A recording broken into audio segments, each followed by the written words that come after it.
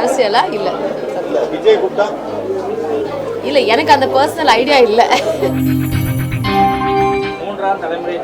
மூன்றாம் தலைமுறையா? அவங்க எல்லாம் எப்பயோ போயிட்டாங்க. நான் தனியா வந்து சமாளிச்சுட்டு இருக்கேன் தான் சொல்லணும்.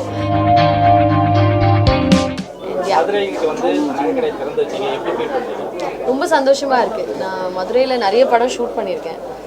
எனக்கு ரொம்ப ஞாபகமாக இருந்தது வந்து பணியாரம் பார்த்தீங்கன்னா நான் இங்கே ஷூட் பண்ணேன்.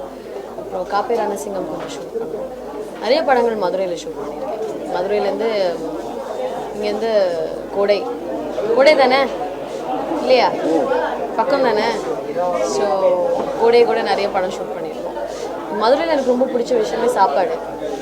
சாப்பாடு அருமையாக இருக்கும். அண்ட் ரொம்ப ரொம்ப பிடிச்ச சாமி வந்து மீனாட்சி அம்மன் இங்கே இருக்காங்க. இன்னைக்கு கொஞ்சம் ஃப்ளைட் டிலே ஆனதுனால கொஞ்சம் மிஸ் ஆகிடுச்சு.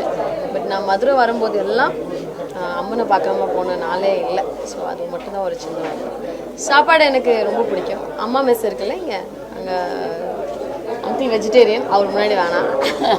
நான் ஹார்ட் கோர் நான் வெஜிடேரியன். ஸோ மதுரைனாவே சாப்பாடு தான்.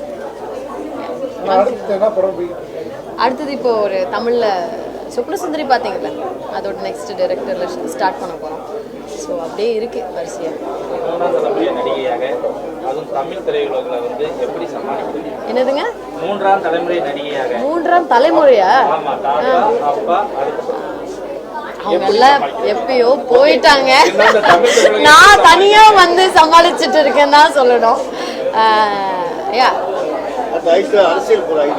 அரசியலா இல்ல விஜய் கூப்பிட்டா இல்ல, எனக்கு அந்த பர்சனல் ஐடியா இல்ல.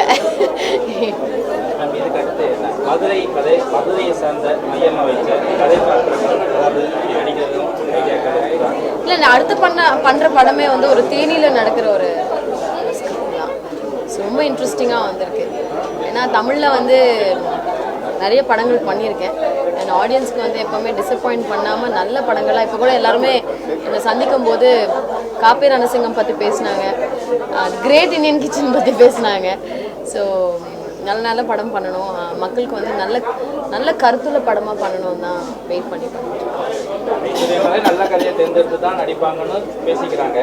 ஸோ இதுக்கு அடுத்து மதுரையை கதைக்களமாக வைத்து படங்கள் அது கண்டிப்பாக அது அப்படி அது அமையணும்ல நமக்கு. அதுக்கு மையமாக வந்து அதை சுற்றி இப்போது பனையார் பத்மி நாங்கள் இங்கே தான் ஃபுல்லாகவே ஷூட் பண்ணுவோம். அது கதை பொறுத்து தான். நீங்கள் பேசுங்க.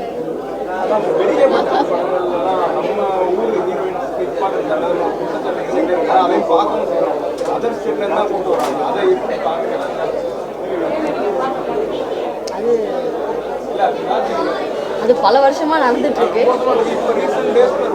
இப்ப ரீசெண்டாவே தமிழ்நாட்டு நடிகை வெளிய மாநிலத்திலிருந்து வந்து பெரிய பட்ஜெட் படங்கள் தராங்க. அப்படி இல்லை, ஐ திங்க் சினிமாவில் ரொம்பவே மாறி இருக்குன்னு தான் சொல்லணும். கடந்த ஒரு 10 வருஷமா பார்த்தீங்கன்னா, முன்னாடி அப்படி இருந்தது, டெஃபினட்டாக நீங்கள் சொல்கிற மாதிரி இருந்தது. பட் இப்போ வந்து ஐ திங்க் நிறைய சேஞ்சஸ் ஆகிருக்குல்ல. நிறைய யங் டைரக்டர்ஸ் வந்திருக்காங்க, கார்ப்பரேட் உள்ளே வந்திருக்காங்க, ப்ரொடக்ஷன் ஹவுசஸ். மொழி தெரிஞ்ச கதாநாயகியாக இருந்தால் எந்த ஆக்டர்ஸாக இருந்தாலுமே நல்லாயிருக்கும் அப்படின்னு நினைக்கிற நிறைய பேர் இருக்காங்க. ஸோ ஐ திங்க் கிராஜுவலாக நிறையவே சேஞ்ச் ஆகிருக்கு. 100% சேஞ்ச் ஆகலைன்னா கூட கிராஜுவலாக நிறைய மாறி இருக்குன்னு நான் அடுத்தது கொடுத்துடலாம். Slow and steady wins the race, அதை நான் ரொம்ப நம்புவேன்.